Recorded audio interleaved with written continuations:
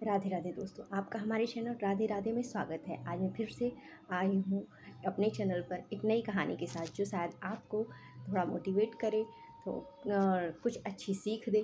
तो अगर इस कहानी में कोई भी गलती हुई हो या कुछ छूट रहा हो तो उसके लिए क्षमा करें, और कमेंट बॉक्स में अपने सुझाव हमें ज़रूर दें। आपके सुझाव हमारे लिए बहुत ही महत्वपूर्ण होंगे और हमें मोटिवेट करेंगे। तो कहानी शुरू करते हैं। कहानी एक राजा की है। राजा अपने मंत्री से सलाह करते हैं तो उन्हें पता चलता है कि उनके राज्य के पास में एक बहुत बड़ा घना जंगल है, जहाँ पे कोई एक बौना व्यक्ति रहता है, जो कि अत्यंत। राजा को जब पता चलता है कि मेरे राज्य में घने जंगल में कोई नहीं जाता और जंगल के में पर्याप्त प्राकृतिक संपदाएं हैं, जिसका यूज जनता के उद्धार के लिए या उसके प्रोग्रेस के लिए, यूँ कहिए कि जनता के लिए यूज किया जा सकता है। तो वो अपने मंत्री से सलाह करते हैं और पूछते हैं कि क्या मैं उस जंगल में जाना चाहता हूँ, मैं अपनी आँखों से देखना चाहता हूँ, वहाँ का एक बार निरीक्षण और परीक्षण करना चाहता हूँ, क्या ऐसी वजह है कि जिस वजह से उस जंगल में कोई जाता नहीं।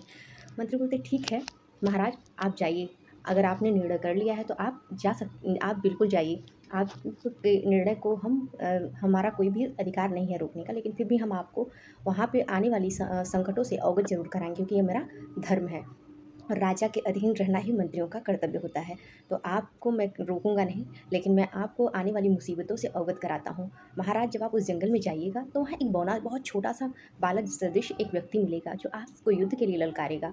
आप युद्ध करिएगा, लेकिन युद्ध में उसे ज़रूर मार दीजिएगा, वरना आपको सिर्फ और सिर्फ पछताना ही पड़ेगा।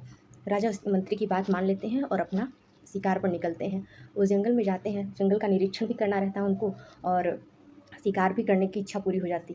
फिर राजा जंगल में जाते हैं, थोड़ी दूर जंगल में के अंदर जाते ही उनको वो बौना व्यक्ति दिखता है। उस बौने व्यक्ति से के ललकारने पर राजा युद्ध के लिए तैयार हो जाते हैं। राजधर्म उनको युद्ध करने के लिए मतलब कहता है कि नहीं, अब कोई ललकारा है तो ऐसे छोड़ के नहीं जाना। तो वो युद्ध करते हैं और उसे हरा देते हैं। युद्ध में बौने व्यक्ति को हरा देते हैं, लेकिन दया आती है उनको कि इतने छोटे से तुच्छ से बालक जैसे सदृश्य दिखने वाले व्यक्ति पे मेरा उसे मृत्यु दंड देना उचित नहीं। एक राजा मंत्री की बात को इग्नोर करते हुए राजा उसे क्षमा दान देकर आगे बढ़ते हैं। वो बौना व्यक्ति थोड़ी दूर राजा के आगे चलने पर बौना व्यक्ति फिर उन्हें दिखाई देता है और फिर युद्ध के लिए ललकारता है, लेकिन इस वो बौना व्यक्ति उस समय वाले बौने व्यक्ति से थोड़ा सा बढ़ चुका होता है युद्ध के बाद।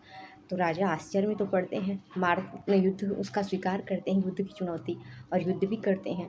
युद्ध करने के उपरांत जब राजा उसे पराजित कर देते हैं तो उसे फिर से उनको दया आ जाती है उस बौने व्यक्ति पे, और वो उसे छोड़ देते हैं और फिर उसे जीवन दान दे के आगे बढ़ जाते हैं।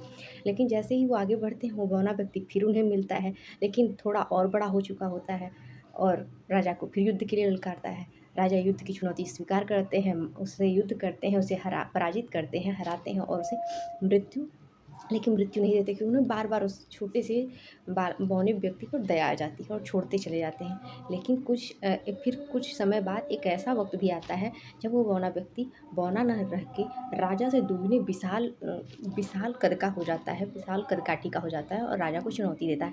इस बार राजा जब युद्ध के लिए लड़ाई करते हैं उससे, तो इस बार राजा को बहुत ही ज़्यादा चोट लगता है।